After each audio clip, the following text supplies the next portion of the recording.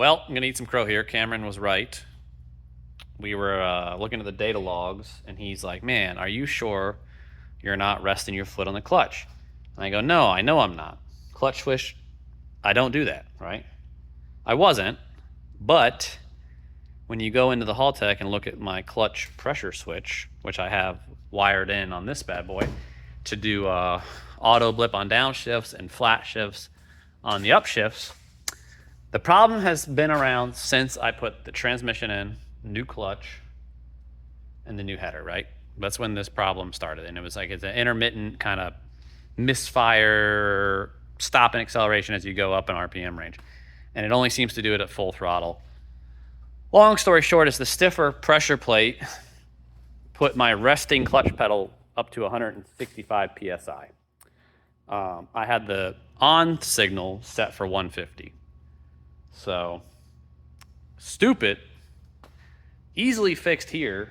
It did take a couple runs of messing around with stuff and looking at stuff to figure out that. But yeah, so I just turned the clutch pressure on number to like 300 PSI. Went and drove it down the street, and you know, it's a Saturday, so there's not many people here, but this thing is like F1 car loud. So did a couple rips up to the top of third gear, second and third gear, and no problems. So now we're gonna change the fluids on this bad boy and get ready for what we're gonna call the Evolution 1 power mode. All right, so we got some wiring stuff out. We're down here with our Race Energy TDC 30. So this is going to take battery voltage,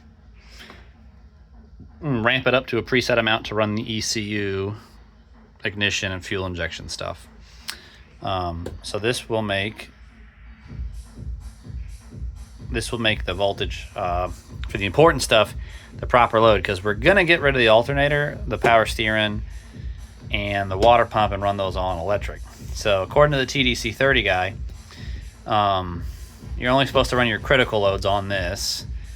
The other stuff can run on the battery.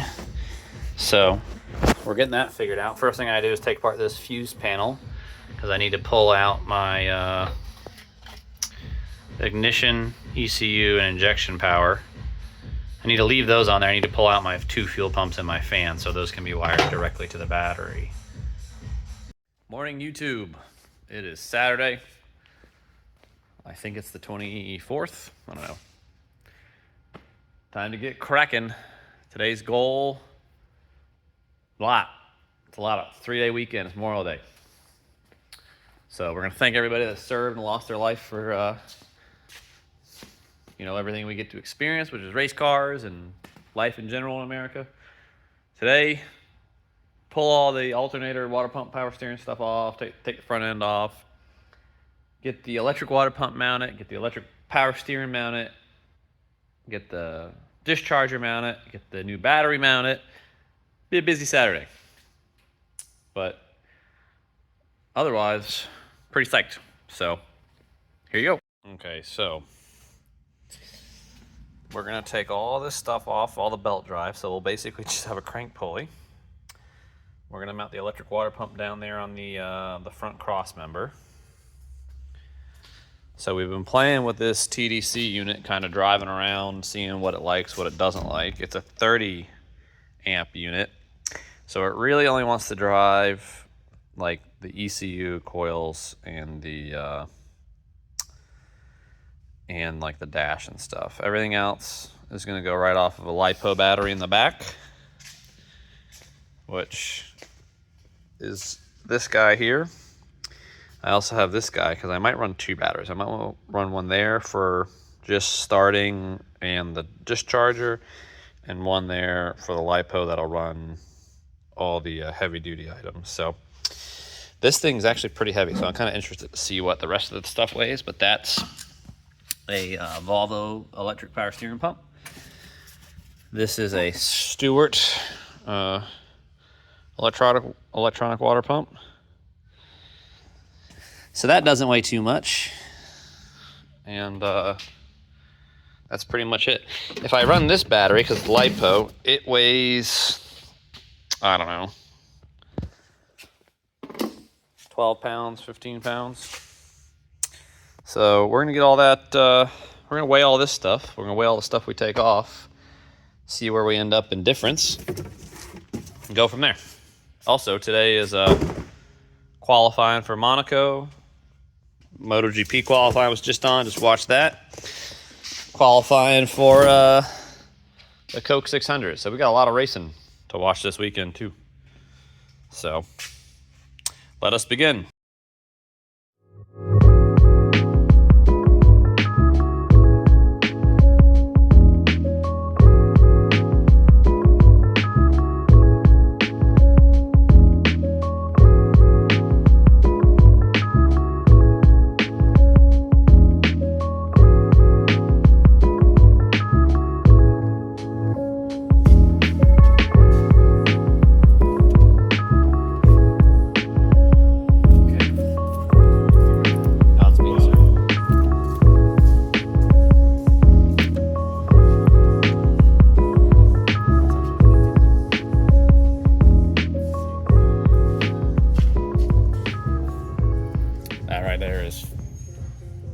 KRC's finest power steering fluid, so that's about $40 and fluid coming out right there.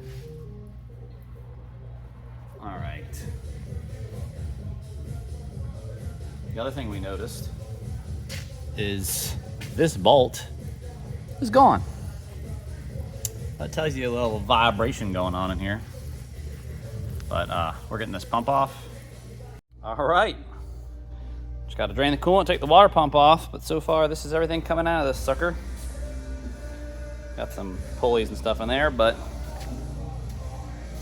that simplifies things quite a bit. So let's get the water pump off there now.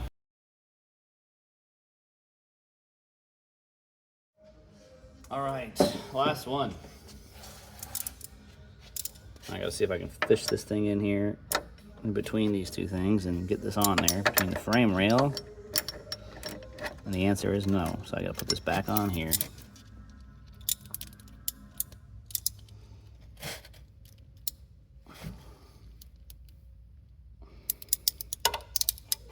Oh, wow, this way.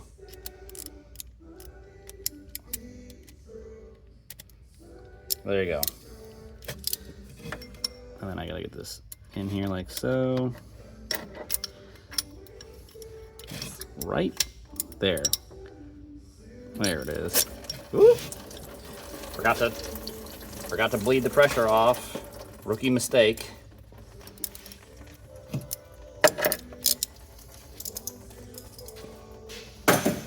Fucking a little bit of splash zone there. Squirter. Okay. So yeah, you get this bolt out and then the coolant starts draining out. Because we're gonna have to make a couple new coolant lines to run the electric water pump in this next scene. So we'll let that meter out into the drain pan and on to the next step. Welcome back. Thrilling qualifying at Monaco. Charles Leclerc not on pole. Lando Norris, McLaren. So this is the alternator, power steering pump, tensioner pulley, bracket, the belts, and there's some more tensioner and all the hardware, all off the front of the motor. So next job is I got the hard line made for one side of the pump. I'm gonna weld it down there. I see where you can see where I've been clearing off some metal to weld a bracket on. So basically this will come out of the thermostat, go through the pump, into the lower radiator, out the top, just like the standard car. Gonna make an aluminum block off plate for this, glue that on. But next up is some welding. So get the snot cannon out, shoot it on there. Alrighty, come down in here with the old telephono. That's my lovely bracket and even better welds, but she's on there. So it's kind of centrally mounted, which just ended up being ideal for this thing. So I didn't give you, motion sickness from that. Once she's dry down there, I'll hit her with some paint and Yeah, get the pump bolted in kind of temporarily, and then we'll start working on the block off plate. All right, it's roughed in. It runs. Josh is laughing. So we got all the stuff out of it. We got the anti-gravity battery here in the back seems to output enough voltage to run the pumps and the water pump, and I don't have an overload light. So Josh just changed all my bulbs to LEDs. It's a universal. Yeah, he's got this cool tool. It's a universal AN wrench. It's called an adjustable wrench. I call it a universal wrench. We're gonna move the radium can over to here finally. Get it away from the heat. Get it away from over the header. And then we're gonna make a mount for this thing. Well, back at it, 6:30, Wednesday. I think it's like 27th or something like that. Made some progress on the Jetta. Got my Revin shifter in. It's sweet, by the way. I ordered the wrong shift base, wasted like 4 hours a couple Saturdays ago trying to install it. Now it's right, and it's sweet. Really like it. So I'll show you what I did today, a little bit yesterday. I've been working on it after hours, kind of where we're at. So I moved the seat today. I got that further back, so I'm getting closer to the back seat, at least even with the B-pillar now. Grind my gears segment is the damn seat mount brackets. So I have the original Sparco ones, right? And they got these holes where you can mount them. If you try and mount it lower in the rear, the bottom of the seat hits your mounting hardware. So I feel like all these need to be taller. Like this part needs to be taller so you actually have some kind of pitch in the seat. But anyways, that's done. It's all bolted in. I'm really happy with the seating position now. Really happy with the shifter now. I've been doing very bad things, which is looking at new pedal setups because I kind of want to go to a Tilton hanger style. Mounts to the roll cage, but that might be a next season or off season kind of thing. But got my other piece for my line, got my wire I got to run for the pump, got the catch cam mounted over there. Got to make another line for that. And then we got to make some power steering lines. I think, not sure yet, I'm going to have Jeff Ray make a hard line from the front to the back under the car for the pressure line. And then I got to mount this TDC 30 box here. I got to make a new mount for this. I got to make a new mount for this, which is the fire pole. And then we're pretty much getting there. We've signed up for a test day. I think it's the second Saturday in June. So we're gonna go run it at Sebring and see how long that battery discharger works. But otherwise, trying to find some stuff to make the car lighter. So I found a place in the UK that makes a fiberglass hood. I'm gonna holler at the guys at Darkside to see if I can ship it there, because the guy won't ship it to the US. So I'll ship it there and then I'll hopefully ship it over here. But otherwise, progress is being made. 9 Lives Racing is building me a sweet splitter. So shout out to Johnny and all his guys there. And as always, Liquid Moly, Euro Tuning, Prime Vinyl, OG Racing, all the people that make this car possible, all the guys at the shop, my awesome wife, coming along. So this is Evo 1 is what we're calling it, right? It's almost officially done. We're waiting on our new splitter. Kind of got the new mods done to it. Another thing we did, which is also a shout out to Rick at Haltech, me and Harry. So my motor here, right? Junkyard engine, totally normal, 2.5. We would always get issues in the Haltech with the home percentage travel as we went up in the RPM range, because we want to rev this thing to like 8,500, 8,200, because it'll go there no problem on the stock valve train. And it kind of makes power up there, right? So we want to do that, but we always have problems with that home travel thing. So when Bob sold me all his used engines, I'll show you what he did and what we had to do and what I thought was a grave mistake. But it ended up being a pretty easy problem for Rick at Haltech. Me and Harry were this close to figuring it out. Just, you know, reading owns me sometimes. So check this out. This is my complete spare motor, built brand new spare trans, another spare trans. This is my other spare motor. So if I take this thing off of here, you can see how it only has one tooth on the home signal for the camshaft.